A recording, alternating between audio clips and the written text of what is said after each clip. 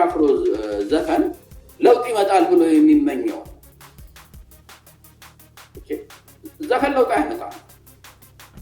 ለውጥ የሚያመጣው ጠንካራ ኦፖዚሽን ሲኖር ነው። ያ ጠንካራ ኦፖዚሽን ደግሞ ራሱ መፍጠር ስላልቻለ አሁን ያገኛትን ሁሉ ላይ እንቅ አድርጎ አዲስ የትግል መንፈስ ይፈጥርልኛል ነው። ኢትዮጵያ ችግሯ የትግል መንፈስ ማጣት አይደለም። ያው አማራ ክልልም እንሰማለን አሁን ሰውን የሚያንቁት አናርኪው ከመስፈኑ የተነሳ ማንም ዝም ብሎ በቀላሉ ደረጃ ላይ መንግስት ባለበት ከተማ ሰውን ይዘርፋል፣ እንደፈለገ ይሆናል። እንደዚህ አይነት ነገሮች የተለመደ ነገሮች እየሆኑ መጥተዋል። ይሄ ነገር ህዝብን እያማረረ ህዝብን ወደ አመጽ መንግስት ላይ ልትታደገኝ አልቻልክም በሚል ነገር እንድነሳበት አያደርግም ወይ?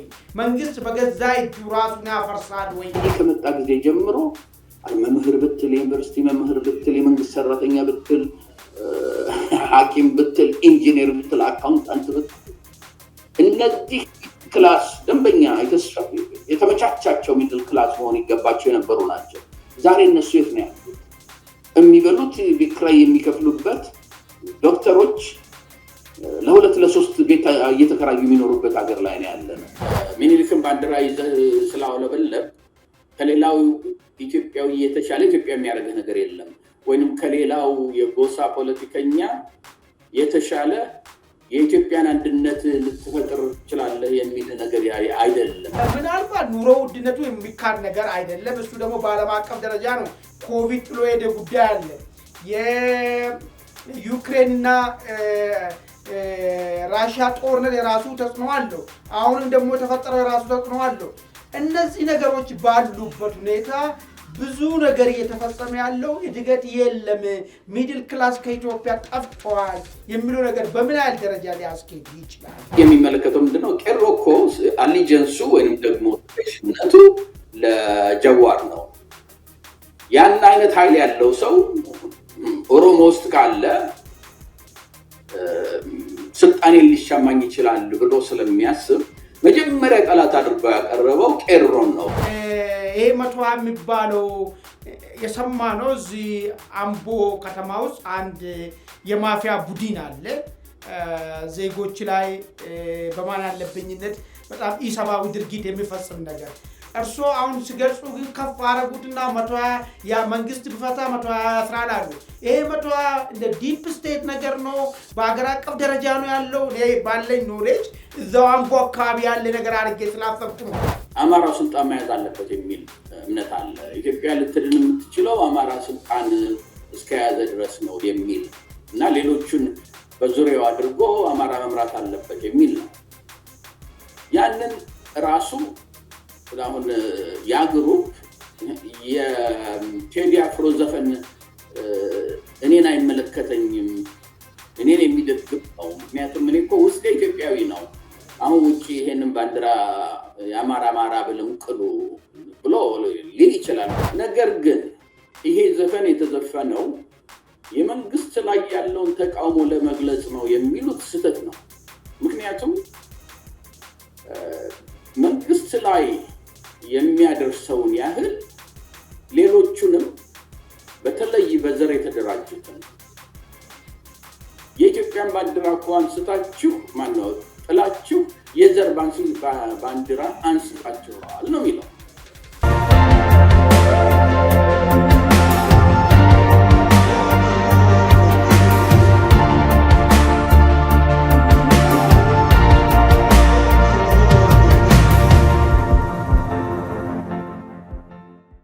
ሰላም ጤና ይስጥልን ውድ የአንድ አፍታ ሞጋች ፕሮግራም አድማጭ ተመልካቾቻችን፣ ይህ አንድ አፍታ ሞጋች የተሰኘው ዝግጅታችን ነው። በዛሬው አንድ አፍታ ሞጋች ዝግጅታችን ዶክተር ዮናስ ብሩን ይዤ ቀርብ ያለው እስከ ዝግጅታችን ፍጻሜ ከኛ ጋር ነው።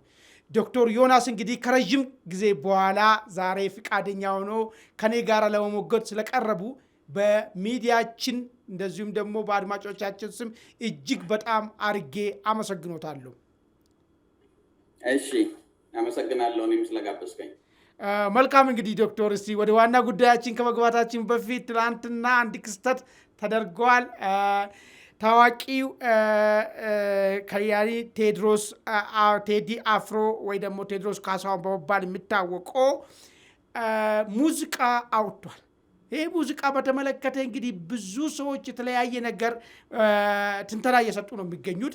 ሙዚቃውም በኢትዮጵያም ሆነ በዓለም አቀፍ ደረጃም ትልቅ ደረጃ ላይ ተደማጭን በማግኘት ትልቅ ደረጃ ላይ መድረሱንም ታውቋል። ትላልቅ ሪከርዶችንም መስበሩን እየተገለጸ ነው የሚገኘው። እንዳው ምናልባት አላቅም እንግዲህ ዝም ብሎ ዘፈን ቢሆን ኑሮ ስለ ዘፈን የእርሶንትን ፍላጎትም ወይን አይሁንም ባላቅም መጠየቅም የለብኝም። ነገር ግን ይሄኛው ተራ ዘፈን ሳይሆን የማህበረሰቡን ፖለቲካዊ ህይወት፣ ማህበራዊ ህይወት እንዳው የአኗኗር ዘያችንም ጭምርና የማህበረሰቡን ፖለቲካ የሚቃኝበትንም ፍልስፍናንም ጭምር የዳሰሰ ነገር ስለሆነ ነው ጉዳይ አድርጌ ወደዚህ ያመጣሁት። እንዳው እንዴት አዩ የቴዎድሮስን የካሳሁን ወይ ደግሞ ቴዲ አፍሮን አዲሱን ሙዚቃ በተለይ ደግሞ ዳስ ጣል የሚለውና አዞ እንባ የሚለው እንግዲህ ብዙ ሰዎች ጋር መነጋገሪያ ሆኗል። እንደ መነሻ እንዲሆን አንድ ሐሳብ ላቅርብና ከዛ የእርሶን እንትን ሪፍሌክሽን ሲዛ ላይ እንትን ላሉ ዘፈኑን በተመለከተ አንዳንድ ወገኖች ምንድነው የሚሉት መንግስት ወይ ደግሞ ስርዓቱን ጥፋቶችን ዘርዝሮ አውጥቷል፣ የመፍትሄ ሐሳብም ትግል መሆኑን ጠቁመዋል ስሉ ይከራከራሉ። ሌሎች ደግሞ የለም የጥፋት ቴዎድሮስ ካሳሁን ያቀረበው የጥፋቶች ሁሉ መነሻ የሆነውን ብሔርተኝነት ላይ ዘመቻ ከፈተ። ይሄ ብሔርተኝነት እስካልተቃና ድረስ ኢትዮጵያ ወደ አደጋ መሆኗን የሚያመላክት ነገር ነው ያስቀመጠው እንጂ አንድ ቡድን ደግፎ ወይ አንድ ቡድንን ወቅሶ አይደለም ሙዚቃውን የሰራው የሚል ነገር መከራከሪያ እያለሱ እንዳው እርሶ በግሎ ዘፈኑ ምንድነው የሰጠው ትርጉም፣ በዘፈኑ ውስጥ ያለውን ነገር እንዴት አገኙት? ከዛ ጀምር። እሺ እውነቱን ለመናገር ሁሉንም አልሰማኋቸውም፣ ግን የተወሰኑትን ሰምቻለሁኝ። የምሰጥህ መልስ በዛ ላይ ነው። 18 ነው። ከ18 ውስጥ ምናልባት አንድ 6ቱን ያዳመጥኳቸው፣ ግን ኮንሲስተንት የሆነ ተመሳሳይ የሆነ መልእክት ነው ያላቸው። ሁሉም በተለያየ መንገድ የተለያየ ኤሪያን ሊነካኩ ይችላሉ፣ ግን በአጠቃላይ በምትመለከትበት ጊዜ መልእክቱ አንድ ይመስላል። ለኔ የተሰማኝ በእርግጥ አሁን ሁለት የጠቀስካቸው ነገሮች ሁለቱም ትክክል ሊሆኑ የሚችሉበት መንገዶች አሉ፣ እንዲሁም ሰፊ መንገዶች አሉ። በአንድ በኩል ይሄ የዘር ፖለቲካው ማንነታችንን እየናደ ነው፣ ኢትዮጵያዊነትን እያጠፋ ነው። ድሮ ለባንዲራው ህዝቡ ከጥግ እስከ ጥግ ይነሳ የነበረው ያንን አይነት መንፈስ ወይም ደግሞ አመለካከት ሁሉ እየቀየረ ነው። ስለዚህ ያ እዚህ ውስጥ ነን አሁን ያለ ነው የሚል መልእክት አለው። ኢትዮጵያዊነታችንን ብንይዝ ይሻላል፣ ወንድማማቾችነታችን ላይ ብናተኩር ይሻላል የሚለው አይ ቲንክ ሁሉም ሊስማማበት የሚችል ነው። ነገር ግን ይሄ ዘፈን የተዘፈነው የመንግስት ላይ ያለውን ተቃውሞ ለመግለጽ ነው የሚሉት ስህተት ነው። ምክንያቱም መንግስት ላይ የሚያደርሰውን ያህል ሌሎቹንም በተለይ በዘር የተደራጁትን የኢትዮጵያን ባንዲራ እኮ አንስታችሁ ማነው ጥላችሁ የዘር ባንዲራ አንስታችኋል ነው የሚለው። እነሱ ከዛ በኋላ ለታክቲካል ነው እኛ ያነሳነው ለጊዜያዊ ነው እንጂ መንፈሳችን ሁሉ ኢትዮጵያዊ ነው የሚል የሚከራከሩ አሉ። በተለይ ብዙ ጊዜ ይሄንን ከአማራው ትሰማለህ። እሱ ግን እኔ እስከሰማሁት እስካዳመጥኩት ድረስ ከመንግስትም ከኦፖዚሽኖችም አሁን የኛ ነው ብለው ሊያቅፉት ከሚፈልጉ ኦፖዚሽኖችም በላይ ነው ያለው። ከሁለቱም በላይ እየተንሳፈፈ ያለ ኃይል ነው። ያንን መልእክቱን ስንቀበል ነው ምናልባትም ይሄ ልጅ ወይም ይሄ ሰው ያደረገው ዘፈን ለሁሉም ኢትዮጵያ የሚመለከት ነው፣ የሁሉንም ድክመት የሚያሳይ ነው፣ ደግሞ መፍትሄውንም የሚጠቁም ነው የሚል ቦታ ላይ እንደርሳለን። አሁን ለምሳሌ የአማራውን እናንሳ። የኦሮሞውን ያልክ እንደሆነ የተለያየ የኦሮሞ ቡድን ቢኖርም ቅሉ ሞሮርሌስ ከኢትዮጵያዊነታችን በፊት ኦሮሞዎች ነን የሚለውን ስለያዘ እዛ ላይ ትክክለኛ በምንም በማያጠራጥር ሁኔታ እነሱን ይመለከታል። ወደ አማራው የመጣህ እንደሆነ በአንድ በኩል ለተሰይፋ ነው ለምሳሌ መሳሪያ ያነሳው በአማራነቱ ነው። ከዛ ከአማራነቱ ወጥቶ ኢትዮጵያዊነት የሚለውን እንዴት እንደሚያቅፍ ገና ስትራቴጂ ወይ ሮድማፑ የለም። ካሁን በፊት ደጋግሜ እንዳልኩት ያ ደግሞ ያልተፈጠረበት ምክንያት አለው። ያ ምክንያት ምንድነው? አማራው ስልጣን መያዝ አለበት የሚል እምነት አለ። ኢትዮጵያ ልትድን የምትችለው አማራ ስልጣን እስከያዘ ድረስ ነው የሚል እና ሌሎቹን በዙሪያው አድርጎ አማራ መምራት አለበት የሚል ነው። ያንን ራሱ አሁን ያ ግሩፕ የቴዲ አፍሮ ዘፈን እኔን አይመለከተኝም፣ እኔን የሚደግፍ ነው። ምክንያቱም እኔ እኮ ውስጤ ኢትዮጵያዊ ነው። አሁን ውጪ ይሄንን ባንዲራ የአማራ ብለም ቅሉ ብሎ ሊል ይችላል። ግን የቴዎድሮስ መንፈስ ያ አይደለም። ከመንግስትም በላይ ነው፣ ኦፖዚሽንም የምትለው በላይ ነው። ሲዳማ የገባህ እንደሆነ ሌላዎቹም ክፍሎች ውስጥ የተመለከትክ እንደሆነ በዲግሪ ይለያያል እንጂ ይሄ የዘር ፖለቲካ የማክረሩ ያለማክረሩ የዘር ፖለቲካ በአንድ እጅ ኢትዮጵያዊነትን በሌላ እጅ የመያዙ በዲግሪ ይለያያል እንጂ የቴዲ አፍሮ ዘፈን ሁሉንም የሚመለከት ነው። አገር እየፈረሰች ነው። በሰላም መንገድ እንትን ማምጣት አልቻላችሁም። በወንድማማችነት በመተባበር ኢትዮጵያን ለማስቀደም የጎሳችሁ ወጣችሁ ኢትዮጵያን ለማስቀደም ብዙ ጥረት አላደረጋችሁም የሚል ነው እና ይሄንን የትኛው የኦፖዚሽን ፓርቲ ይዞ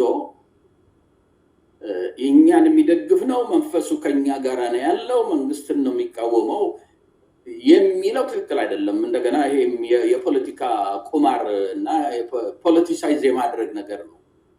እሱ ሁሉንም ነው መንግስትም ላይ የመንግስት ጥፋቶችን የሚገልጽ ነው፣ የኦፖዚሽኖቹን ድክመት ውድቀት የሚገልጽ ነው እና እኔ ያየሁት በዛ ነው። ከሁሉም በላይ ይሄ ከታች ሆኖ ከሚራቆተው በዘር ተደራጅቶ ከሚራቆተው ኢቭን የዘር እንኳን ፖለቲካ ይዞ ግን ይሄ ኢትዮጵያዊነት ሌሎቹን አቅፎ በኩልነት ኢትዮጵያን እንመስርት ያምን መሰረተው ኢትዮጵያ ኦሮሞ ይምረጥ እንዲመራው ወይንም አማራ ይምረጥ ወይንም ጉራጌ ይምረጥ ወይንም ሶማሌ ይምረጥ ወይንም የከምባታ ሰው ይምረጥ ለኛ እሱ አይደለም ዋናችን አንድ እንሁን ብሎ ያንን አጀንዳ ይዞ የወጣ የለም እስካሁን ድረስ። እኛን በኢትዮጵያዊነታችን መኖን ነው። የኛ ኢትዮጵያዊነት ማንም አይጠይቀውም ነው። የሚኒሊክን ባንዲራ ይዘህ ስላውለበለብ ከሌላው ኢትዮጵያዊ የተሻለ ኢትዮጵያ የሚያደርግ ነገር የለም።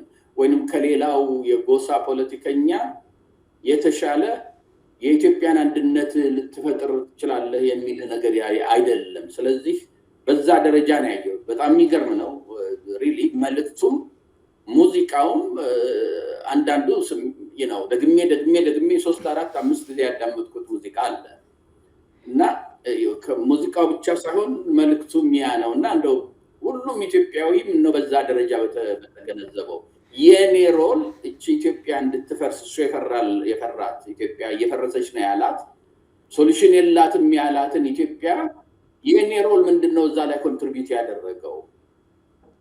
እኔ የሚወረወርኩት ድንጋይ እሱ ቤት እያፈረሰ ነው ያላለው አስተዋጽኦ አለው ወይ ብሎ ራሱን ቆም ብሎ ቢገመግም የተሻለ አመለካከት ሊኖረው ይችላል የሚል ነው። ያ ነው የኔ አመለካከት። መልካም ዶክተር፣ እንግዲህ እስቲ ሁለት ነገር ላንሳና ወደ ጉዳያችን እንሄዳለን። ያው መነሳቱ ስላልቀረ ትንሽ ለህዝብም ግልጽ እንዲሆን ስለፈለኩ ነው። እነዚህ ዘፈን ሆን ተብሎ የወጣው የተዘጋጀው መንግስት ለሚፈጽመው በደል ነው የሚሉት ወገኖች እንደ ማሳመኛ የሚያቀርቡት ነገር አለ። ምንድነው? አንድ ሰበዝ አለ። ምንድነው? አገር ሞቶ የት ለቀሰ ሄዶ የሚል ነገር አለ። አገር ሞቷል። አሁን ከዚህ በፊት ያለው መንግስት ዲሞክራሲያዊ አይደለም፣ ዲሞክራሲያዊ ነው በሚል ነው ጭቅጭቅ የነበረን። አሁን ግን አገር ሞቷል ነው ያለው። ስለዚህ አገር ኦሬዲ አሁን ይሄ ጉዳይ ቀጥታ የሚመለከተው መንግስትን ነው የሚል ለመከራከሪያ ያነሳሉ አንዳንዶቹ ወገኖች ማለት ነው። በሌላ በኩል ደግሞ ያሉት አይ የለም አገርን ያጠፋው የብሔር ፖለቲካ ነው፣ መሰረቱ ራሱ ኢትዮጵያዊነትን የለቀቅን ቀን ነው የሚል ነገር፣ ስለዚህ መንግስትን አይደለም የሚመለከተው የሚለውን ነገር ነው የሚያነሱትና እንደው በሱ ላይና በሁለተኝነት ደረጃ ቴዎድሮስ ካሳሁን ከዚህ በፊት ስለ ኢትዮጵያዊነት ሁሌም ይዘፍናል፣ እናውቀዋለን፣ ዛሬ አዲስ አይደለም። ለምንድን ነው አሁን እንደዚህ ደረጃ ሁሉም ስለ ኢትዮጵያዊነት ጆሮ መስጠት የፈለገው? ምናልባት የመጸጸት ባህሪ በውስጣችን ተፈጥሮ ይሆን ወይ? የያዝነው መንገድ እንደማዋጣ ጣርተን ይሆን ወይ? ይሄ ብሔርተኝነት የሄድንበት መንገድ ውድቀት መሆኑን ስላረጋገጥን ይሆን ወይ?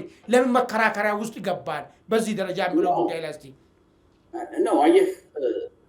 አንተም ሾው ላይ ቲንክ ብዙ ተነጋግረንበታል። በዚህ ሾው ላይ ያለው መንግስት የኢትዮጵያን አንድነት ለመጠበቅ ለኢትዮጵያ እድገት ለማምጣት ብቃትና ምንድነው ስትራቴጂ እንደሌለው ምናልባት አሁን ኢኮኖሚውንም ብላይ ስናወራ በደንብ ልንነጋገርበት እንችላለን። አገር እኮ የምትፈርሰው በመንግስት ብቻ አይደለም። የኢትዮጵያ ህዝብ ሌላውን ተው፣ የአማራውን እኮ ብትመለከተው ከ40 ሚሊዮን አንዳንዱ 70 ሚሊዮን ነው ይላል። እንደው 40ንም ተው 30 ሚሊዮን እንኳን ህዝብ እኮ አንድ ላይ ሆኖ ቢነሳ ለውጥ ሊያመጣ ይችላል። ሌላውም እንዲሁ በአሁኑ ያለው መንግስት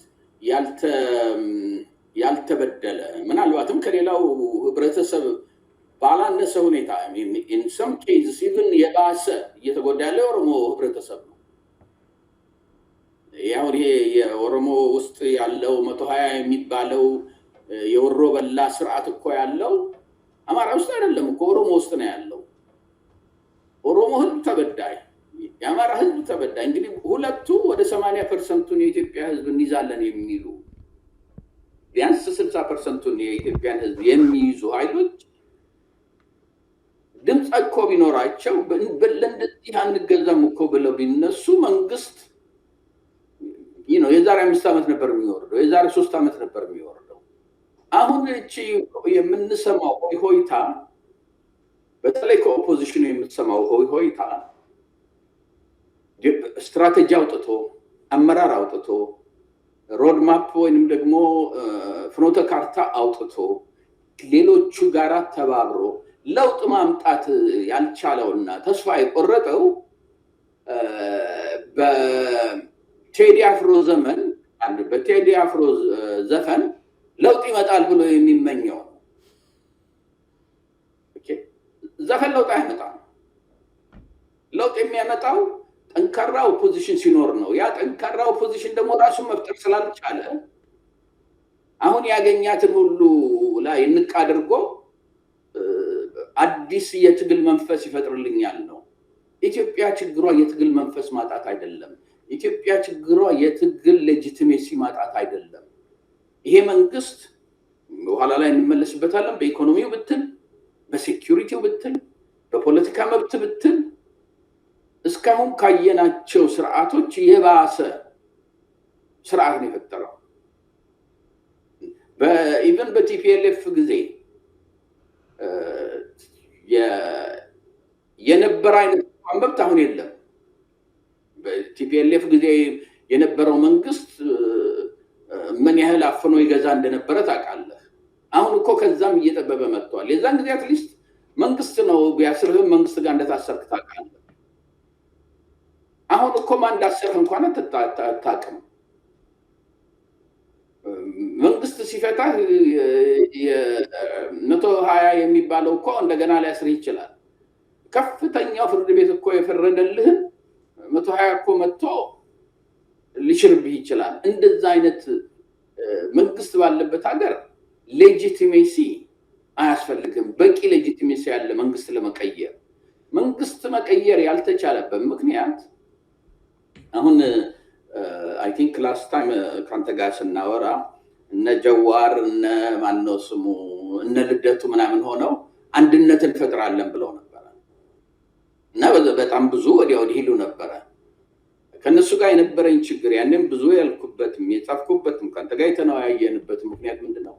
ይሄ አንድነት እንፈጥራለን የምትሉት ነገር ውስጥ ገብታችሁ ሰልፍ እናውጣ ምናምን ከማለታችሁ በፊት ኮመን አጀንዳ አውጡ። በምንድን ነው የምትስማሙት? ይሄን መንግስት ብትጥሉ ምን አይነት መንግስት ነው የምትፈጥሩት? ይሄ ጊዜያዊ ህዝባዊ መንግስት የምትሉት ነገር ለ50 ዓመት የተለቀሰለት ነገር ነው።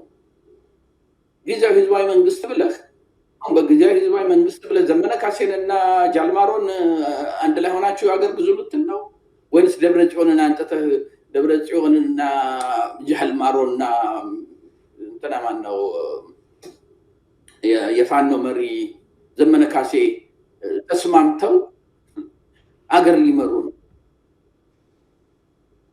ያንን ምን አይነት መንግስት እንደምትፈጥሩ ማን እንደሚመራው ያንን መንግስት ወይንም አመራሩ በምን እንደሚመረጥ ለህዝቡ አሳውቃችሁ ራሳችሁን አንድ አድርጋችሁ ስትመጡ የአንድነታችሁ መነሻው መድረሻው አብይን መጥላት ሳይሆን ወይንም ያለውን መንግስት መጥላት ሳይሆን እሱን በዚህ ነው የምንተካው ብላችሁ ነው።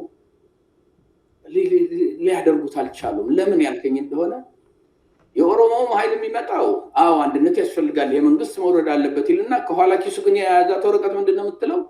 በማንኛውም መንገድ ግን እኛንን ስልጣኑን የምንይዘው ይላል።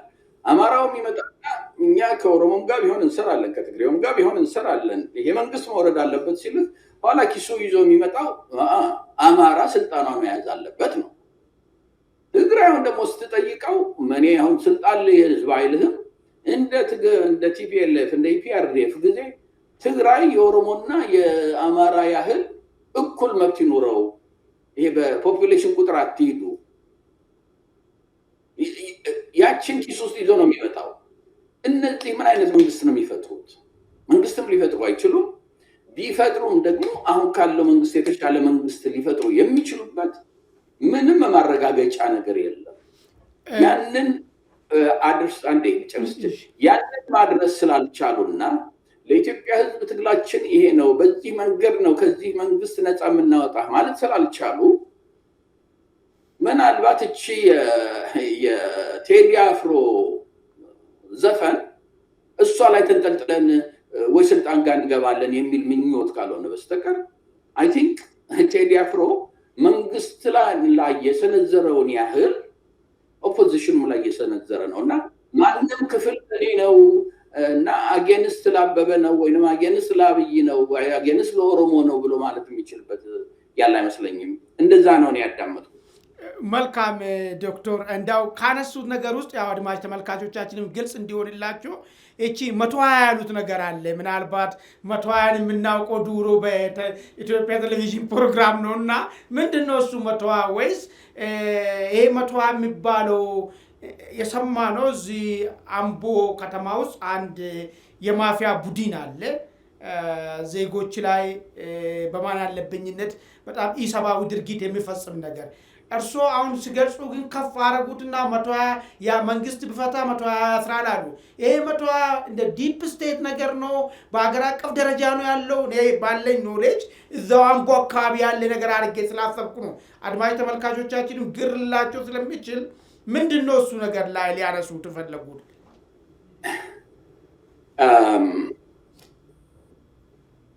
የ120 የምትለው በእርግጥ አምቦ ውስጥ የተከሰተ ነው። አምቦ ላይ ነው ራሱን ሙሉ ለሙሉ የገለጸው። ሙሉ ለሙሉ ህዝቡን ቴሮራይዝ እያደረገ መኖር የቻለው ፈላጭ ቆራጭ እስከመሆን ደረጃ የደረሰበት የተወሰነ ሊሚትድ ኤሪያ ላይ ነው። ያ ማለት ግን ሌላ ቦታዎች ላይ እነዛ ነገሮች የሉም ማለት አይደለም። እየሰፉ እየመጡ ነው ያሉት።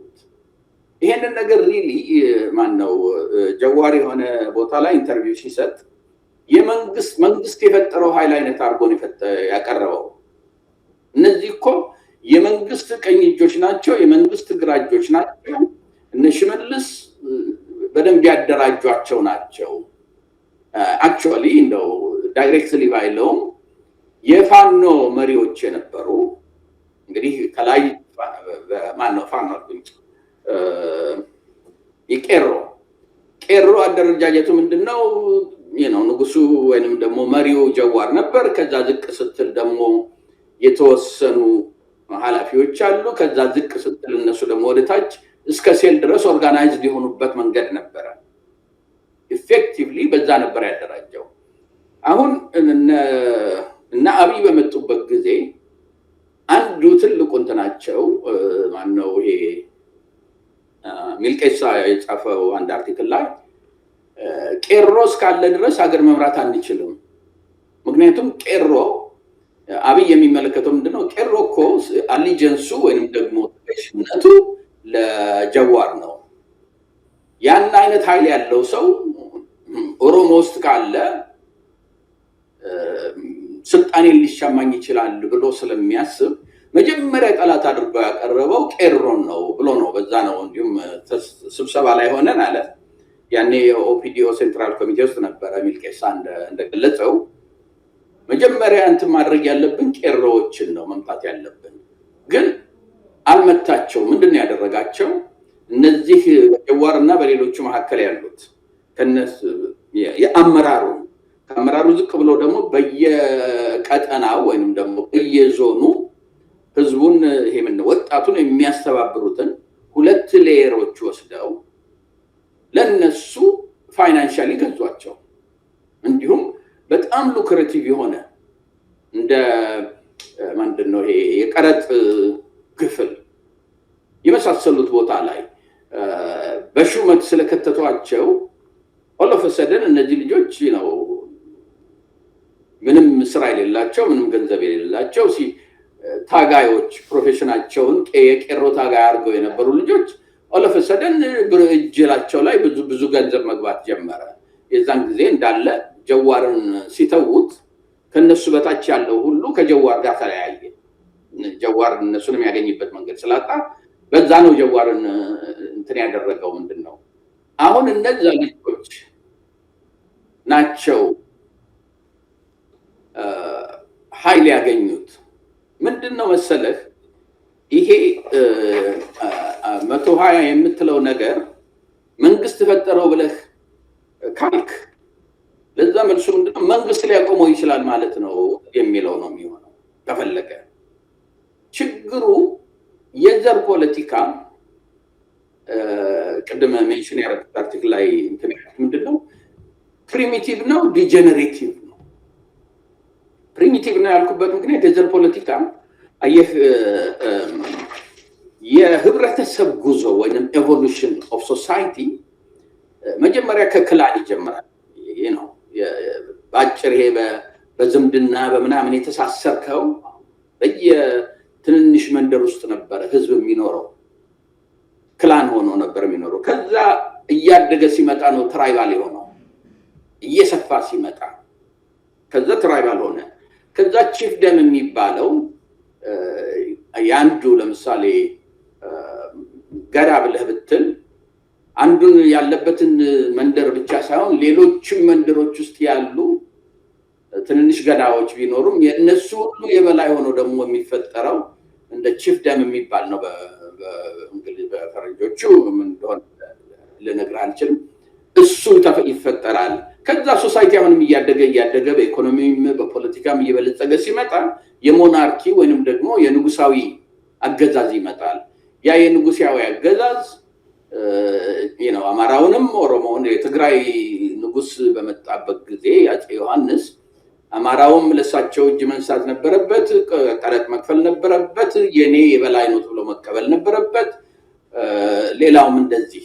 ሚኒሊክ ሲመጣ ደግሞ የአማራውን ብቻ ሳይሆን የትግራዩም የኦሮሞውም የሁሉም ገዢ ይሆናል። ስለዚህ ያ ቺፍ ደም የሚባለው ያችኑ አካባቢውን ነበር የሚይዘው። የኦሮሞ ኦሮሞን፣ የአማራው አማራን ነበረ። ከዛ እያደገ ሲመጣ የሞናርኪ ይሆናል። እሱ ሲያልፍ የሚመጣው ደግሞ ይሄ አውቶሪቴቲቭ ቢሮክራሲ የምትለው አገዛዝ ነው። ወይ ወታደር ስልጣኑን ይዞ ወይ እነዚህ ኖበልቲ የምትላቸው ስልጣን ይይዙና ስዩመ እግዚአብሔር ነን ብለው ሳይሆን አገር መሪዎች ነን ብለው አገር በኃይል ማስተዳደር ይጀምራሉ። እሱ ሲያልፍ ዲሞክራሲ ውስጥ ገባለህ። ይሄ የሶሳይቲ የሄደበት የእድገት መንገድ ነው። የኛዎቹ ያደረጉት ምንድነው? ያንን ሪቨርስ አደረጉት። በትራይባሊዝም አልፈን ቺፍ ደምን አልፈን ሞናርኪን አልፈን ኦቶሪታሪያን ዲክታተርሺፕ ላይ ነበር ነው። ያንን ወደ ዴሞክራሲ እንዴት እናሻግረው? አገራችን ይሄ የኛ የኢትዮጵያ ስቴት ቢልዲንግ የምንለው ፐርፌክት አልነበረም። ብዙ ስህተቶች ነበሩበት፣ ብዙ ችግሮች ነበሩበት፣ ብዙ በዳይ ብዙ ተበዳይ የነበረበት ነው። ያንን ወደ ዴሞክራሲ እንዴት እናስተላልፈው ከማለት ይልቅ ከዛ ከኦቶክራቲክ ቢሮክራሲ ካልኩህ ንጉሳዊነትን ዘለው ቺፍደምን ዘለው ዘር ፖለቲካ ውስጥ ከተቱት። ወደኋላ በምትመለስበት ጊዜ በትራይባሊዝም ዝም ብሎ ኦርጋናይዜሽን ብቻ አይደለም፣ ሜንታል ሶሻል ሳይኮሎጂ አለው የራሱ የሆነ። ያ ሶሻል ሳይኮሎጂ ከሌሎች ጋር ልኖር የሚል ሳይሆን ሌሎች ሁሉ ጠላቶች ናቸው፣ እነሱን ካላጠፋው መኖር አልችልም ነው። ምክንያቱም በድሮ ጊዜ ትራይባሊዝም ጊዜ ምንድነው ምግብም እንደልብ ስለሌለ አድነህ የምትበላባትን ቦታ ሊሚትድ ስለነበረች የሌላው ዘር ወደ አንተ ጋር ከመጣ በህልውና በኤግዚስተንሻል ትሬት ሆነ ማለት ነው። አንተ አድነህ ወይም ቆፍረህ የምትበላትን ከወሰደብህ ያንተና ቤተሰቦች አለክ ማለት ነው። በዛ ሜንታሊቲ የሚመጣ ሶሳይቲ በመግደል በማጥፋት በማንደድ ነው። ሌላው ራሱ ብቻ መከራከር ነው፣ መከላከል ነው ስራው። አሁን ወደ ትራይባሊዝም በመጣህበት ጊዜ የቀየርከው የፖለቲካና የኢኮኖሚክ ሲስተሙን ብቻ ሳይሆን የህዝቡን የሶሻል ሳይኮሎጂውን ነው የቀየርከው። እንደዛ በምታረጋግበት ጊዜ ሪሊ እነዚህ የምናያቸው አረመኔነት እንደዚህ አይነት ህዝብ ከየት ነው የመጣው የምትለው ሁሉ ከዛ ሶሻል ሳይኮሎጂ ውስጥ ነው የሚፈልቀው። እና የዘር ፖለቲካ ትልቁ ችግሩ ምንድነው? ፕሪሚቲቭ ነው። ወደኋላ ሄዶ በአንደኛ ክፍለ ዘመን የ16ኛ ክፍለ ዘመን ኑሮ ነው የሚኖረው። እንደገና ዲጀነሬቲቭ ነው። አሁን እኮ በወለጋ ኦሮሞና በአምቦ ኦሮሞ መካከል እኮ ያለው ተቃራኒነት በኦሮሞና በአማራ መካከል እኮ ካለው ተቃራኒነት እየባሰ መጥቷል። ወር እንደው ቢያንስ እኩል ነው የሚታየው። ወለጋው አሁን የሚያየው አምቦን እንዳንድ ጠላት ነው፣ አማራውን ጠላት ብሎ እንደሚያየው። እነዚህ ነገሮች በሚፈጠሩበት ጊዜ የዚህ ምንድነው መሰለህ ጽሁፍ ላይ ያልኩት የዘር ፖለቲካ የሞራልም እንትን የለው፣ የፊሎሶፊም ራሱን አንጾ ሊያወጣ የሚችልበት ስለሌለው ዲጀነሬት ያደርግና ምን ይፈጠራል? እንደዚህ እንደ 120ዎቹ አይነት እንደነ ካሳ አብይ ወደ ካሳይነት የተቀየረው ፕሮሰሱ ሲሄድ ናቹራል አውትካሙ ያ ነው። ስለዚህ አሁን አብይ መጥቶ እነሱን ላጥፋቸውን ቢል የሚያጠፋበት ሁኔታ በጣም ከባድ ነው። ስለዚህ በዛ ምክንያት ነው እነዚህ ጥሩ ምናልባት እርሶ ካቀረቡት ነገር ላይ እኔ ማልስማማው ነጥቦች አሉት። ወለጋ ኦሮሞና ሸዋ ኦሮሞ ወይ ወለጋ ኦሮሞና አምቦ ኦሮሞ መካከል ጥላቻ አለ የሚለው እሱ እንዲሁ ዝም ብሎ ምንም ተጨባጭ ባልሆነ ዝም ብሎ የሚቀርበው የፖለቲካ ትንተና ነው የሚሆነው እንጂ ተጨባጭነት ብዙም ያለው አይመስለኝም። ነገር ግን እነዚህ ነው መቷያሉትን ኃይሎችን መንግስት ነው ያደራጀው ካል ነው እንደው መንግስት በራሱ ላይ አጥፊ ኃይል ያደራጃል ወይ ለምን ለምለው ጉዳይ ህዝብ በእነዚህ ኃይሎች ተማሯል። እርሶ እንዳሉት ደግሞ አድማሱ ሰፊ ከሆነና ወይረቨር ካሉ እንዳው አማራ ክልልም እንሰማለን። አሁን ሰውን የሚያንቁት አናርኪው ከመስፈኑ የተነሳ ማንም ዝም ብሎ በቀላሉ ደረጃ ላይ መንግስት ባለበት ከተማ ሰውን ይዘርፋል፣ እንደፈለገ ይሆናል። እንደዚህ አይነት ነገሮች የተለመደ ነገሮች እየሆኑ መጥተዋል። ይሄ ነገር ህዝብን ያማረው ህዝብን ወደ አመጽ መንግስት ላይ ልትታደገኝ አልቻልክም በሚል ነገር እንድነሳበት አያደርግም ወይ? መንግስት በገዛ እጁ ራሱን ያፈርሳል ወይ የሚል መከራከሪያ ያለ እሱ ላይ አጠር ያለች መልስ ካለው ትስጡኝና ወደ ዋና ነጥባችን እንገባለን። ያ ነው የገቨርንመንት ብሬክዳውን ወይንም የአንድ ገቨርንመንት መምራት አለመቻል ወይንም ደግሞ የአንድ መንግስት ዲክቴተር የመሆን ወይንም ደግሞ ምንድነው ጨፍልቆና ጨምቆ የመግዛት አሁን ያለንበትን አይነት ሁኔታዎች አይፈጥሩም። በኢፒአርዲኤፍ ጊዜ እኮ መንግስት ይቀጥቅጦ ነበር የሚገዛው። ጉልበት አለው፣ ኃይል አለው፣ ማጥፋት ይችላል። ድሮን አልነበረውም፣ በእርግጥ ማጥፋት ይችላል። አሁን እኮ ችግሩ ምንድነው? የአብይ መንግስት የነ ቲፒኤልኤፍ መንግስት ያለውን ያህል ኃይል ሳይኖረው ቀርቶ አይደለም ይሄ እየተፈጠረ ያለው። ለምንድነው በአሁኑ ጊዜ እንደዚህ የሆነው? አብይ እንዲሁም ምናልባትም በአሁኑ ጊዜ ከቲፒኤልኤፍ ጊዜ ከነበራቸው መሳሪያ ያላነሰ መሳሪያ አለው በእጁ ላይ። አደረጃጀትም ላይ ከነሱ ያላነሰ የብልጽግና ብሎ በገንዘብም በስልጣንም እንትን ያላቸው አሉ። ታዲያ ለምንድነው at the very least እነ ኢፒአርዲኤፍ እንዳደረጉት ማቆም ያልቻለው? አፍኖ ማቆም ያልቻለው? ይሄንን በምትመለከትበት ጊዜ የነዚህ የ120 የምንላቸው ሲስተሞች እየተፈጠሩ መምጣት ከመንግስት ድክመት ብቻ ሳይሆን ወይንም ደግሞ የመንግስት ኃይል የማጣት ብቻ ሳይሆን የሲስተሙ ውጤት ነው። ሁለተኛ እንደው በዛ ኢሹ ላይ ክርክር ለመፍጠር ሳይሆን ብዙ የወለጋ ኦሮሞዎች የሚጽፏቸው አርቲክሎች አሉ። ብዙዎቹ የሚኮንኑት ማነው የአምቦን እና ምንድነው የአብይ ሀገር የጅማ ነው። እንዲሁም ከአማራ ከወለጋ ይልቅ አማራ ይበልጣል አብይ መንግስት ውስጥ ወለጋ ተገልሏል ምናምን የሚለው እኔ ዝም ብዬ ከተረ ሳይሆን በብዛት ማለት አርቲክል አለ ሼር ላደርግልህ እችላለሁ።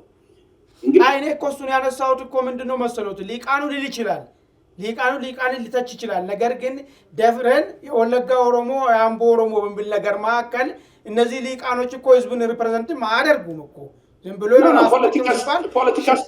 ሸዋዎች እንደዚህ ያደረጉን ጅማ ሊቃኖች እንደዚህ ያደረጉ ምን ነገር የወለጋ ሊቃኖች እንዲያደርጉ የሚል ነገር ሊነሳ ይችላል። እንደ ህዝብ ግን አንድ አካባቢ ህዝብና አንድ አካባቢ ህዝብ መካከል እንደዚህ ልዩነት አለ ብሎ ለመናገር የሚቻል ከእውነት የራቀ ነገር ይሆናል ከሚል አንጻር ነው እሱን ያነሳሁት ነኝ። ኖ በህዝብ ደረጃ አይደለም እኔ የሚያምሩ የኢትዮጵያን ፖለቲካ ስታወራ የኤሊቱ ፖለቲካ ነው። ብዙ እዛ ጨዋታ ውስጥ ጌሙም ውስጥ የለም። ይሄ ደግሞ የዘር ፖለቲካ በምትልበት ጊዜ ኦሮሞ ውስጥ እኮ ብቻ አይደለም በጎንደርና በጎጃም መካከል ያለውን በወሎና በሸዋ መካከል ያለውን እኔ አሁን የፋኖ አንድነት ተብሎ ሲዘፈን እና ሲደነስ ብዙም ትርጉም ያልሰጠኝ የፈጠራችሁት አንድነት ወይ በስትራቴጂ ወይ በመርህ ወይ ደግሞ በሞራል ደረጃ ምን እንደሚመስል ገና አልነገራችሁንም። ስለዚህ አንድ ትንሽ ልዩነት ስትመጣ እንደዚህ በፈጠራችሁት ፍጥነት እንደገና ተሰባብሩታላችሁ የሚል አመለካከት ነው ያለኝ። ስለዚህ ይሄ የዘር ፖለቲካ ዲጀነሬቲቭ ነው በምትልበት ጊዜ የዘር ፖለቲካ ፕሪሚቲቭ ነው በምትልበት ጊዜ ኦሮሞ ላይ ብቻ አይደለም አፕላይ የሚያደርገው ሌሎችም ቦታዎች በሞላ ያየነው ነው ያለ ነው። ትግራይ ውስጥ ተመልከት አንድ ነን ይሉ የነበሩት እኮ አሁን የምታየው ክፍፍል በሪጅን ገብቷል። መልካም እስቲ ወደ ዋና ጉዳያችን እንግባና በኋላም በዛ ውስጥ ምን ማንሳት ካለብን እያነሳ እንሄዳለን። እንግዲህ ሰሞኑን እርሶ ሰፋፊ ጽሁፎችን ጽፉ የጻፉ ነበር። በተለይ ደግሞ መንግስት አሳክቻለሁ ፈጽሜያለሁ ድል ቀንቶኛል የሚልበት በተለይ የኢኮኖሚው ሴክተር ላይ እርሶ ባቀረቡ ጽሁፎች ላይ የለም መሬት ላይ ያለው ጥሬ ሀቅና መንግስት የሚናገረው የሰማይና የምድር ያክል ይራራቃል፣ ህልም ነው። እንደ እውነቱና አውራ ከተባለ ስንዴ ከዚህ በፊት መንግስት በጣም አምርቻለሁ ወደ ኤክስፖርት ገብቻለሁ ብሎ ነበረ። አሁን ግን በእውነቱ ስታይ ስንዴን እያስገባ ነው ያለው የሚል ሀሳብ አንስቷል። እንደዚሁም ትላልቅ ፕሮጀክቶች ተሳክቷ የተባሉ ፕሮጀክቶች ልክ እንደነ የተፈጥሮ ሀብት የተፈጥሮ ጋዝ ፓይፕላይን ዝርጋታ ቆሟል፣ የመዳበሪያም ቆሟል የሚል ትችት አንስቷል። ወይ ራሱ መንግስት ደግሞ የለም እኔ ከመጣው ወዲህ በተጨባጭ የሚታይ ነገሮችን ሰርቻለሁ፣ ዳሴ ግድቡን አሳክቻለሁ፣ መቼም ሊሳካል ተብሎ የማይታሰብ አሳክቻለሁ፣ የኮሻ የኃይል ፕሮጀክትን አሳክቻለሁ፣ ትላልቅና ብዙ ፕሮጀክቶችን አሳክቻለሁ፣ የተፈጥሮ ጋዝንም አሳክቻለሁ፣ ወደ ውጭም ልልክ ነው ለሀገር ውስጥም ሊጠቀም እየሰራው ነው ያለው፣ ከፍተኛ ሆነ እምርታ እያሳየው ነው ስል በተለያየ ጊዜ ይናገራል። እንደው እንዴት እናስታርቀው? እርሶም እንግዲህ የሚጠበቀው ነገር ከኢኮኖሚ እንደ ኢኮኖሚ ባለሙያዎች ከኢኮኖሚ አይን አንጻር ነው እንጂ የሚያስቀምጡት እንጂ ከፖለቲካ ሳይድ ይዞ ተነትናሉ ተብሎ ስለማይጠበቅ ይሄ ሁለት ተራራቂ ነገር እንዴት ተፈጠረ? እንዴት እናስታርቀው? እስቲ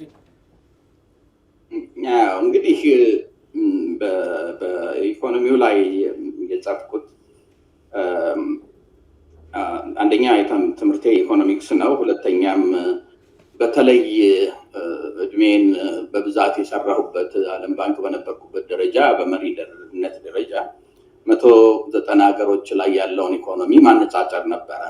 በምናነጻጽርበት ጊዜ በጂዲፒ ደረጃ ላይ ብቻ ሳይሆን ከዛ ወርዶ ምንድናቸው መሰረታዊ አውታሮች የኢኮኖሚው እንዴት ነው እያንዳንዱ አውታር ለምሳሌ ሆነ እርሻ ሊሆን ይችላል፣ ኢንዱስትሪ ሊሆን ይችላል፣ ቱሪዝም ወይንም ሰርቪስ የምትለው በአጠቃላይ ሊሆን ይችላል፣ የመንግስት አስተዋጽኦ እና ፓርቲሲፔሽን ሊሆን ይችላል።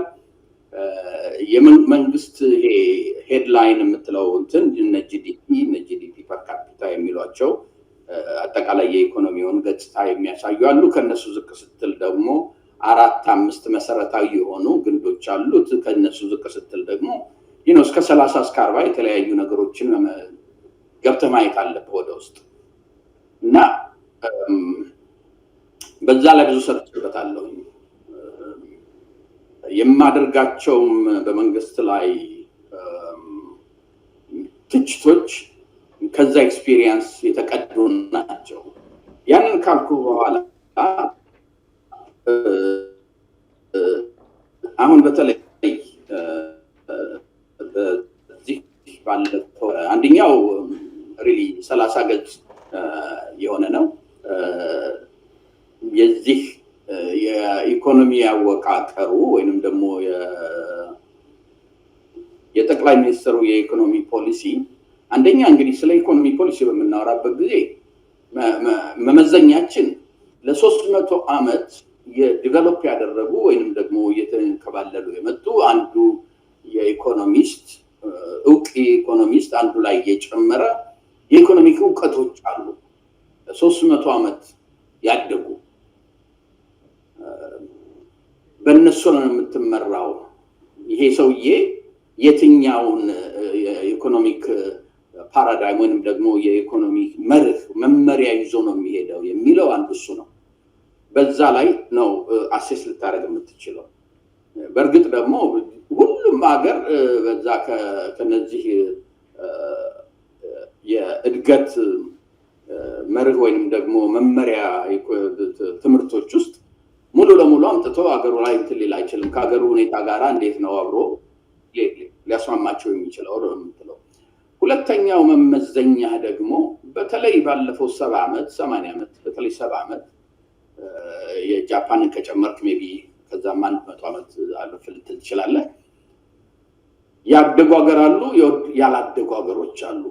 ያደጉ ሀገሮች ምንድን ነው የሰሩት?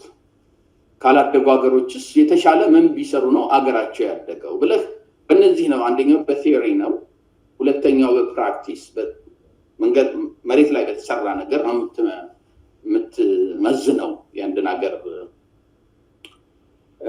እና ያንን በማሳየት ይሄ 30 ገጽ ያልከው አርቲክል ያደረገው ምንድነው አብይ እያደረገ ያለው ነገር ከማንኛውም ባለፈው 300 ዓመት ዲቨሎፕ ከተደረጉ የኢኮኖሚ መርሆች ውጭ ነው። እንዲሁም ተቃራኒውን ነው የሚያሳየው። ማርኬት ወይንም ደግሞ የማርኬት ኢኮኖሚን ብትለው የኮሙኒስት ወይንም የሶሻሊስት ኢኮኖሚን ብትለው ወይንም ደግሞ ይሄ ሚክስድ ኢኮኖሚ በሁለቱ መካከል ያለ ብትለው ሁሉም የሚሉት ምንድነው የኢኮኖሚክ ሪሶርስስ የኢኮኖሚክ ሀብቶች በጣም ሊሚትድ ናቸው።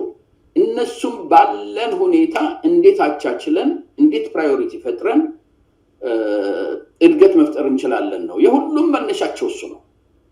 አብይ መጣና እኔ ይሄ ኢኮኖሚክስ ኢኮኖሚክ ሪሶርስስ አር ስኬርስ ወይንም በቂ አይደሉም እነሱን አቻችሎ አመዛዝኖ ምናምን የሚለውን አላምንም።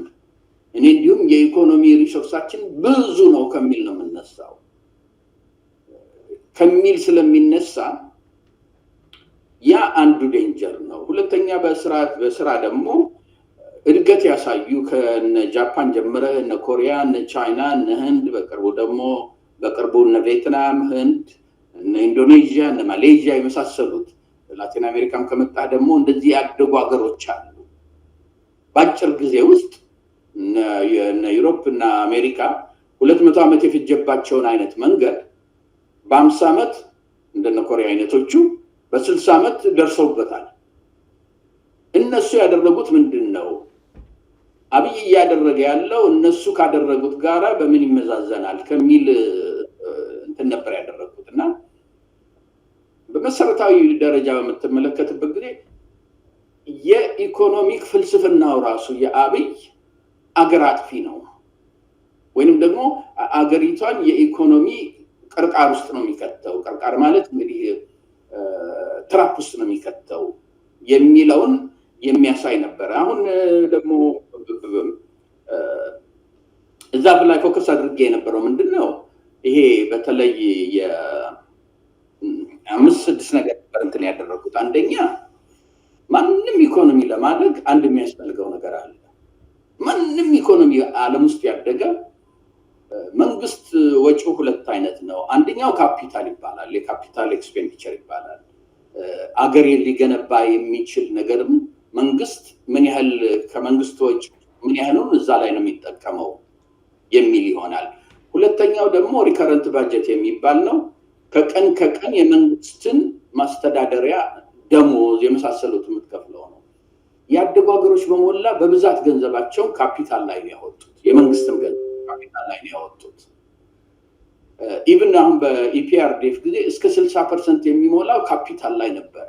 ወደ 40% 42% የሚሆነው ሪከረንት ወይም ለቀን ከቀን ነበረ። እነ ቻይና እነ ህንድ እነ ኮሪያ ምናምን ያደጉ ሀገሮች በሞላ ባደጉበት ጊዜ እድገታቸውን በጀመሩበት ጊዜ በ60% ከ50% በላይ ነበረ የሚያወጡት። የአብይን የተመለከትክ እንደሆነ 24% ነው እንትኑ ላይ ምንድነው። ለዛም የአብይ ብቻ ሳይሆን የክልል መንግስትንም የፌደራል ገቨርንመንቱንም ካፒታል ላይ ምን ያህል ነው የሚያወጡት ያልክ እንደሆነ 25% ነው የሚያወጡት፣ 24% ነው የሚያወጡት። እንደዛ አድርጎ ያደገ ሀገር የለም፣ ሊኖርም አይችልም። ያን አይነት ገንዘብ ያን አይነት የኤክስፔንዲቸር ስትራክቸር ያላቸው ሳውዲ አረቢያ፣ ዩኤኢ እንደ አሜሪካ እንደ ጀርመን አይነቶቹ ናቸው።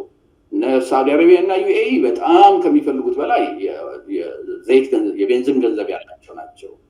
እና አሜሪካ እና ፈረንሳይ ምናምን ደግሞ ይሄ ካፒታል ኢንቨስትመንት የሚሰራው በመንግስት ሳይሆን በግለሰቦች እና በኮርፖሬሽን ስለሆነ የመንግስት 20% ብቻ ነው ቢባልም እሱ ምንም ለውጥ አያመጣም። ምክንያቱም በብዛት የሚያደርጉት ኮርፖሬሽኖች ናቸው። ኢትዮጵያ እንደዛ አይነት በሌለበት ሀገር 24% ካፒታል ላይ እያወጣ ሊያድግ አይችልም። ይሄ ነገር እንግዲህ የራሳቸው ዴታ ነው።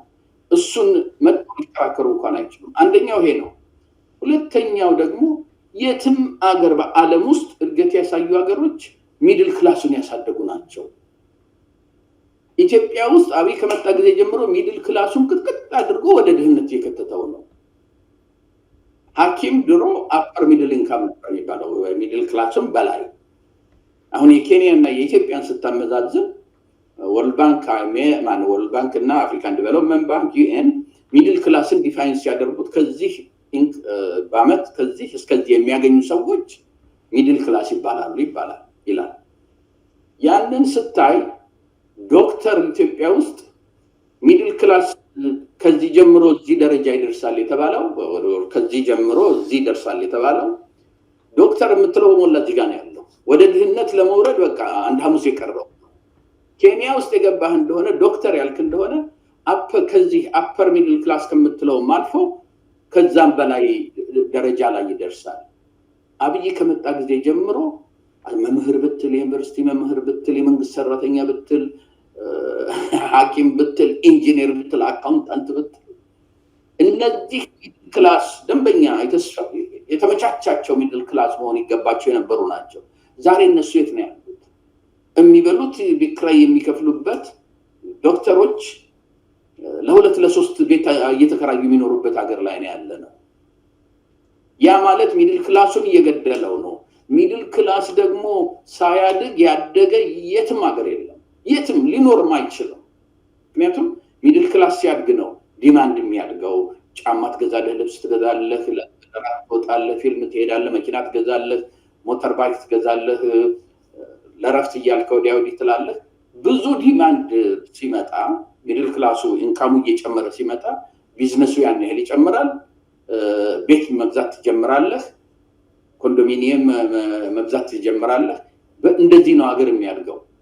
ኮንዶሚኒየም እየገነባህ ሚድል ክላስ የሌለበት ሀገር ማን ነው የሚኖርበት? እንደዚህ አይነት ችግር ላይ ነው ሀገሪቷ ያለችው። በዛ ላይ ደግሞ በቅርብ የወጣ የወርልድ ባንክ ጥናት ምን ይላል? በ2016 ድህነት ይሄ አብሶሉት ፖቨርቲ የሚሉት ነው 31% ነበረ። አሁን በ2025 43% ደርሷል ይላል። ይሄ መቼም ትልቅ ውድቀት ነው። የትም ሀገር በአሁኑ ጊዜ በዛ ስፒድ አሁን ብዙ የአፍሪካ ሀገር ድህነትን እየቀነሰ ነው እንጂ እየጨመረ ያለ የለም። እየጨመረ ያሉ ሌሎችም ሀገሮች አሉ፣ ግን ኢትዮጵያ የጨመረችውን ያህል የጨመረ ሀገር የለም። እኔ ዴታ ላይ ብዙ ስለሰራው የኢኮኖሚ ማነጣጠር ስለሆነ የት ጋር እንዳለ ዴታውን ስለማውቀው ነው ይሄንን የምልህ። ያ ሁኔታ እየተፈጠረ ያለበት ሀገር ነው። በዛ ላይ ደግሞ ይሄ መልታይ ዳይሜንሽናል ፖቨርቲ የሚሉት አለ። የትምህርት፣ የሕክምና እንደገና ደግሞ የምግብ የምናምን ደምረው 72% የኢትዮጵያ ሕዝብ መልታይ ዳይሜንሽናሊ ፑር ነው ይላል። 72%። እንደገና ደግሞ ምን ይላል? ሌላ ደግሞ 16% ነው 14% ቦርደር ላይ ነው ያለው። ትንሽ ነገር ከተበላሸ ኢኮኖሚ ቶሎ ካላደገ እነዛም ወደ ድህነት ውስጥ ይገባሉ። ያ ማለት ምንድን ነው? ከ80% በላይ 83 84 ምናምን ፐርሰንት በላይ መልታይ ዳይሜንሽናሊ ፑር ነው ይላል።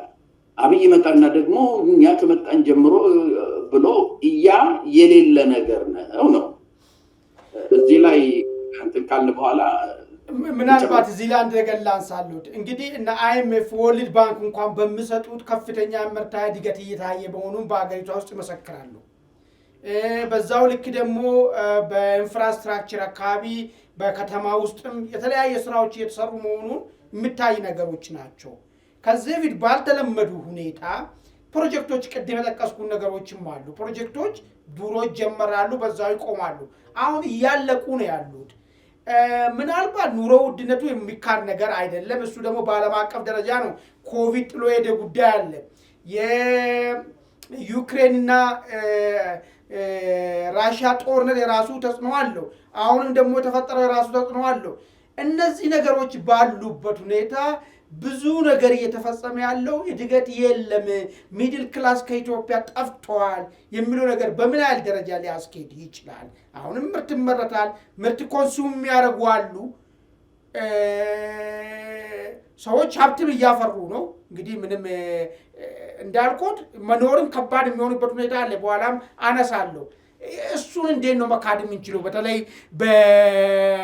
በፕሮጀክቶች አይን ካየናቸው ማለት ነው። እንግዲህ እሱ ጋር ልመጣልህ ነበረ። በብዙ እንትን ሜቢ የምጠይቀው ጥያቄ ካለ ብዬ ነው። ጥሩ ነው፣ ጥሩ ያነሳው ፖይንት አለ። ምንድን ነው መሰለህ፣ እድገት በሁለት በኩል ነው የምትመለከተው።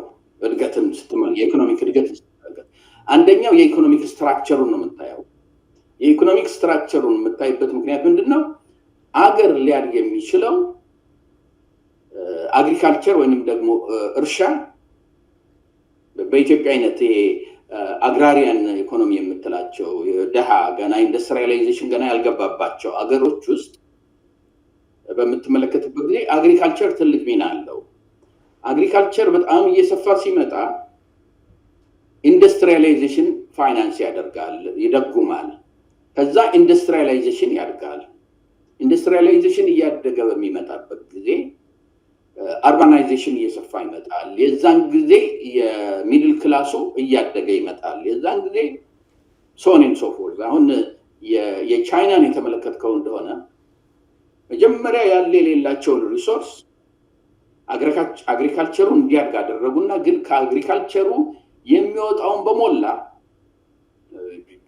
የገበሬው ጭንቅላት ላይ መሳሪያ እስከ መደገን ሄደው ሙልጭ አድርገው ለኢንዱስትሪውን ሰፖርት ያደርጉ ነበር። ሶ ማች ሶ ገበሬው ራሱ የሚያመርተውን እየተነጠቀ አንደኛ ብዙም ያመርቱ ነበር። የሚያመርተውን እየተነጠቀ ይበየንብሃል። አንተ ይሄን ያህል መሬት ነው ያዛችሁት፣ ለመንግስት ይሄን ያህል ቀረጥ ትከፍላለህ ትባላለህ። ሌትስ ሴይ ለምሳሌ 100 ኩንታል ለመንግስት ትሰጣለህ ትባላለህ። አንተ ያተረፍከው ያበቀልከው ያጨድከው የከመርከው 120 ከሆነ ለቤተሰብ ደግሞ ለማስተዳደር 60 የሚያስፈልግህ ከሆነ መንግስት መጥቶ ያንተ ቤተሰብ ግዴለኝም 100 ትፋት ይልሃል። 100ን ይወስድና ለኢንዱስትሪ ያደርገዋል። እንደዛ ነው ኢንዱስትሪያቸውን ያሳደጉት። በዛ ምክንያት ከ12 ሚሊዮን ህዝብ በላይ በረሃብ አልቆባቸዋል። ከአግሪካልቸሩ ወደ ኢንዱስትሪው በሚወስዱበት ጊዜ ማለት ነው። አሁን የኢትዮጵያን የተመለከትክ እንደሆነ አንደኛው እንግዲህ እንዳልኩ ይሄ የስትራክቸራል አናሊሲስ የምትለው ነው። ሰርቪስ የት ላይ ነው ያለው እዚህ ሀገር ውስጥ? አግሪካልቸሩ ምን ደርሷል? ኢንዱስትሪው ምን ላይ ደርሷል? የመንግስት አስተዋጽኦ ምንድነው? ይሄ አንዱ ስትራክቸራል አናሊሲስ ይባላል። ሁለተኛው ባጀተሪ አናሊሲስ ነው። የመንግስት ባጀት ምን ላይ ነው የሚውለው? ቅድም እንዳልኩ አንደኛ አብይ ከመጣበት ጊዜ ጀምሮ ከአመት አመት የአግሪካልቸራል ኤክስፔንዲቸር as percentage of GDP መንግስት ለአግሪካልቸር የሚያደርገው አስተዋጽኦ በአጠቃላዩ የኢኮኖሚ ሁኔታ ጋር ስታያይዘው ወይንም ደግሞ የአግሪካልቸራል ኤክስፔንዲቸር as a percentage of GDP ስታይ ከአመት ወደ ታች ወርዷል። ኦኬ አንደኛ እሱ ነው። ይሄ ደግሞ የራሳቸው ዴታ ነው፣ የወርልድ ባንክ ዴታ ነው፣ የአይኤምኤፍ ዴታ ነው። ሁለተኛው ሜይቢ እንግዲህ አግሪካልቸር እንትን ካላሉ ኢንዱስትሪያላይዜሽን እያስፋፉ ነው እንዳትል ከመጣበት ጊዜ ጀምሮ የመንግስት ተዋጽኦ ወይንም የአግሪካልቸር ኢንዱስትሪያላይዜሽን as a percentage of GDP industrial output as a percentage or expenditure as a percentage of GDP አብይ ከመጣ ጊዜ ጀምሮ ከአመት እየወረደ መጥቷል። አግሪካልቸር ከወደቀ የወረደ ከሆነ ኢንዱስትሪያላይዜሽን እየወረደ ከሆነ ከየት ነው እድገት ሊመጣ የሚችለው ያልክ እንደሆነ እንዳለ እድገቱ አሁን ኮንሰንትሬት ያደረገው ከተማ በማዋብ ላይ ነው። ግን ዶክተር እዚህ ጋር አንድ ጥያቄ እስቲ ላንሳሉት እኮ አሁን በተለይ የስንዴ ምርትን በተመለከተ ምርት ማደጉን ገለልተኛ ወገኖችንም አረጋግጧል። በተለይ እንደነ ፋኦ አይነት ማለት ነው። ምርት ኢትዮጵያ ውስጥ ከነበረው አንፃር በተለይ ስንዴ ከፍተኛ ቁጥር እንደተባለ እንግዲህ አጨቃጫቂ የሚሆነው ከዚህ በኋላ ፍላጎታችን አሟልተናል ወደ ውጭ ልካለን የሚለውን ነገር እንተውና ስንና ቆየውና ከነበረው አንፃር ኢትዮጵያ ውስጥ ከፍተኛ የሆነ ስንዴ መመረቱን ገለልተኛ ወገኖች አጣርቷል። አሁን እርስዎ ከሚሉ ነገር ጋር አይጋጭም ወይ? የወጣው ኢንዲኬተሩ ዝቅተኛ ነው ካሉ ያ ምርት እንዴት ሊያድግ ቻለ? ኖ እኔ ከምል ጋር አይጋጭም። አንደኛ ምንድነው መሰለህ ስንዴ አድጓል።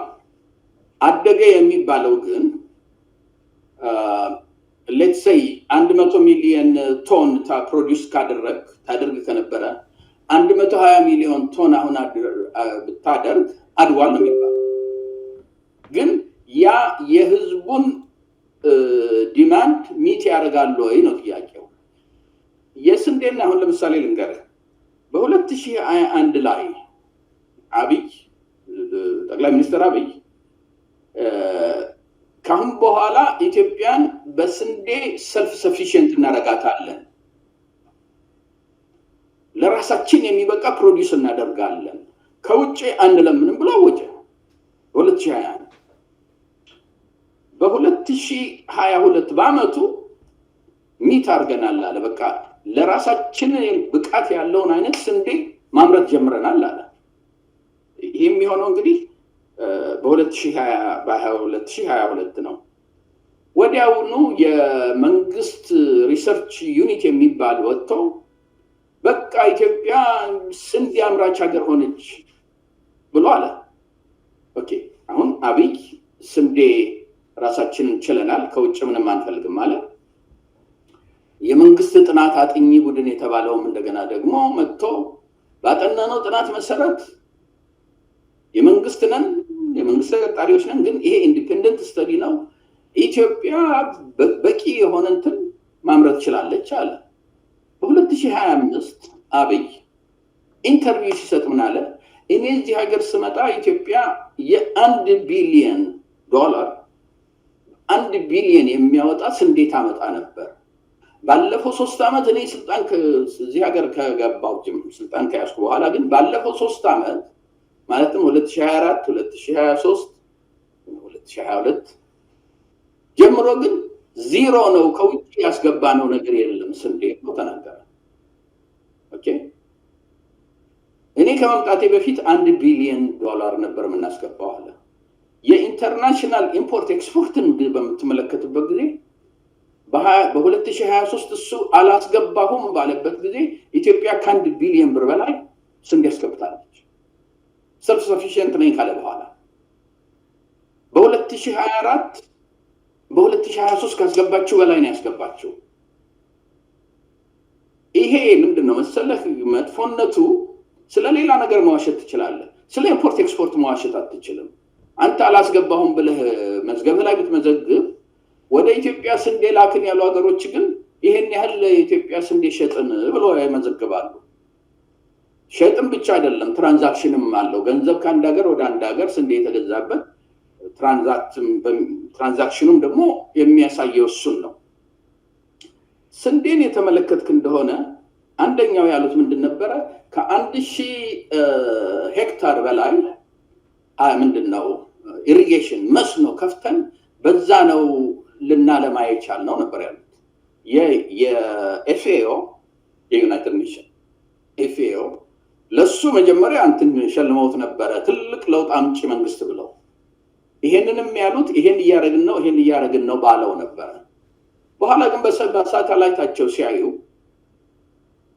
ምንም እነሱ መስኖ ከፈትን ያሉበት ቦታ ላይ ሳተላይት ላይ ምንም አይታይም ስንዴ ዘራንበት ያሉት ቦታ ላይ ምንም አይታይም ማለት ይሄ የዩናይትድ ኔሽን ነው የዩኤስ ዲፓርትመንት ኦፍ አግሪካልቸር ደግሞ የራሱ የሆነ ሳተላይት አለው እነሱም ውሸት ነው የለም ይሄን ነገር አልተፈጠረም ማለት በወረቀት ላይ ነው እንጂ ያለው መሬት ላይ የለም ማለት እነዚህ ሳተላይቶች ላይ ሆነው ስንዴ ነው ወይንም ገብስ የተከልከው እንኳን ያደገ ካለ ያ ስንዴ አይደለም ያ ገብስ ነው ወሪያ ገብስ አይደለም ስንዴ ነው ብለው እስከ መንገር ድረስ የሚችል ቴክኖሎጂ ነው ያላቸው ስለዚህ ይሄ ኢትዮጵያ የሰልፍ ሰፊሽንት ነች አድርጊያታለሁ የሚለው እንዳለ ውሸት ነው ዳታውም የሚያሳየው ያንን ነው ኤክስፖርት እና ኢምፖርቱም የሚያሳየው ያንን ነው አክቹአሊ አሁን ለምሳሌ የሚገርም ነገር በ2023 የኢትዮጵያ መንግስት መጥቶ ለኬንያ በቃ ከራሳችን ተርፈን ጎረቤት ሀገሮችን እየረዳን ነው ለኬንያ ስንዴ ሸጠናል ኢትዮጵያ ለኬንያ ከሸጠችው የዛን ዓመት ለኢትዮጵያ ኤክስፖርት ካደረገችው ስንዴ የበለጠ ከኬንያ ኢትዮጵያ ኢምፖርት አድርጋለች ይሄ ደግሞ የተለመደ ነገር ነው እንዴት ኢምፖርት የሚያደርግ ኤክስፖርት ያደርጋል የሚባለው ሀገሮች ኢምፖርት የሚያደርጋሉ ኤክስፖርት የሚያደርጋሉ the same thing እና ከኬንያ ራሱ ኢምፖርት ያደረገችው ለኬንያ ኤክስፖርት ካደረገችው ነው የሚበልጠው እና በብዛት የሚደረጉት ነገሮች በሞላ ትክክል አይደሉም ከፈለክ ዶክተር ምናልባት በዚህ አጋጣሚ እንግዲህ በዚህ ጉዳይ ላይ በተለይ የመንግስት ሰዎች አሁን እርስዎ የሚያነሱትን ዩናይትድ ኔሽንም ተጭበርብሬ ነው ስንዴ አልተመረተም የሚል እንትን ሪፖርት አለው ነው የሚሉኝ በመንግስት በኩል ደግሞ ፋኦ አምኖበት ነው ለጠቅላይ ሚኒስትሩ ሽልማት ሰጠው ምን ነገርም አለ የሚባሉ ነገሮች ላይ ስለ ኢኮኖሚ ወጥቶ ከርሶ ጋራ ቢሞግቱ ነው በገለልተኝነት ሁለታችሁንም ላወያይ ፍቃደኛ ነኝ የሚሻለው እሱ ነው እርሶ ልክ መረጃ እንደያዙ በዛኛው ወገን ደግሞ ያለው መረጃውን ይዞ እውነቱን ለህዝብ ቢገልጹ የተሻለ ይሆናል ይሄን ምናልባት በእናጋጣሚ በእን ፕሮግራም የሚያዳምጡ መንግስት ባለስልጣኖችም ጉዳዩን ቢያመቻቹ በዚሁ አካባቢ ጥሪያችን እናቀርባለን።